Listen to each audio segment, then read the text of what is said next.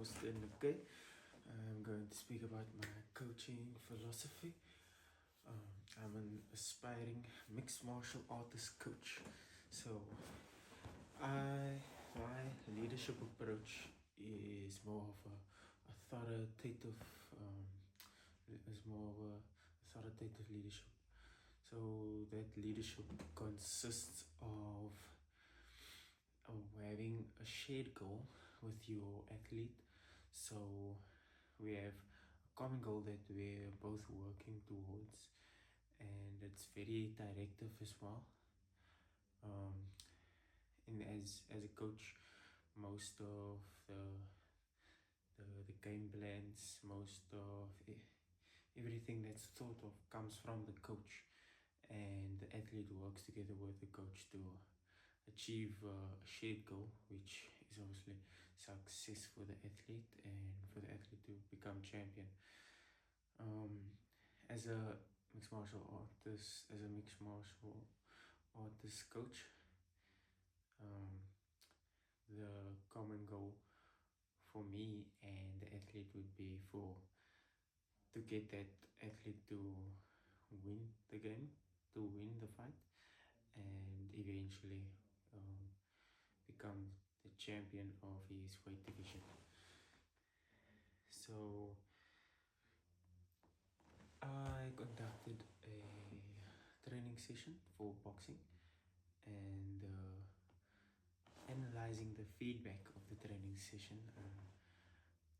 The feedback I got from my athletes there were some things that I could work on. Some of the things that I could work on that was a big problem was definitely time management. I could definitely improve on my time management. The rest in my training session was a bit inconsistent, and that definitely contributed towards the time going overboard. So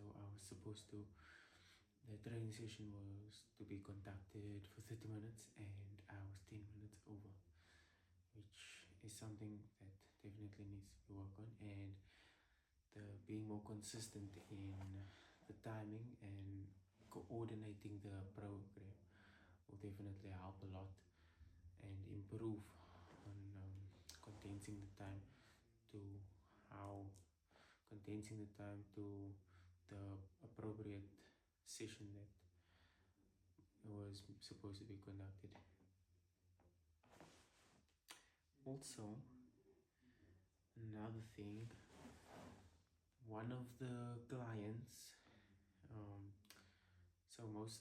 two out of the three clients, they picked the skills up much faster than the one individual client.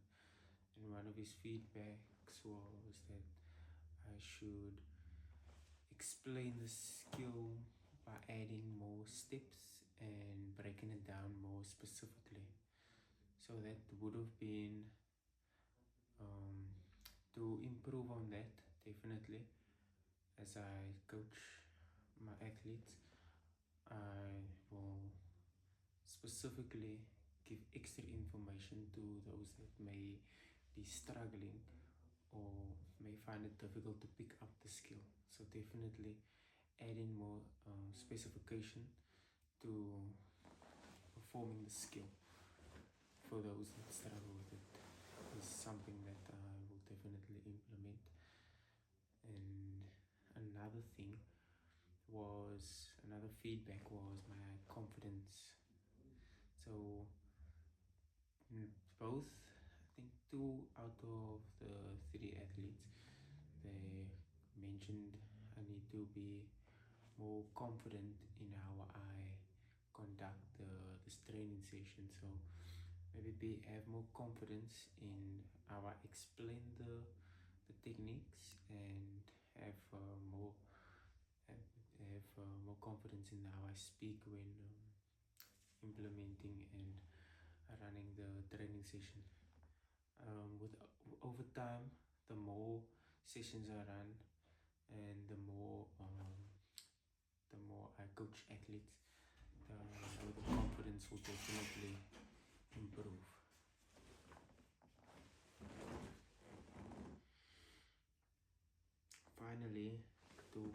coaching philosophy.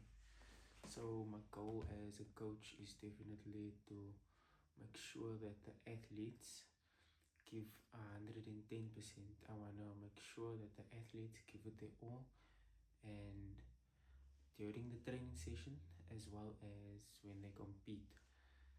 Also, I want to make sure that the athletes improve, and not just in the sport and the skill, but holistically as well.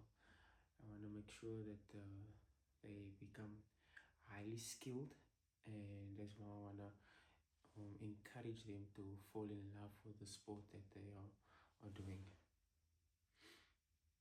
To ensure the development of my athlete, so I'll focus on 4 things mainly: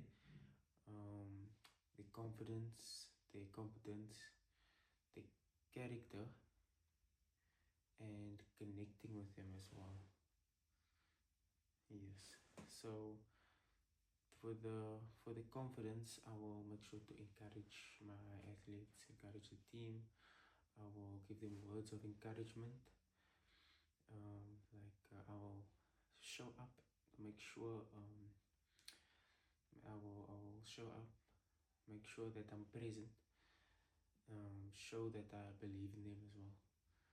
And for the competence, I'll make sure I teach them valuable information and valuable skills and very practical skills that can be used in competition. So everything that I train them, I'll make sure that it's usable and that it works when they compete, so that they can have success in what they do. That also breed their confidence.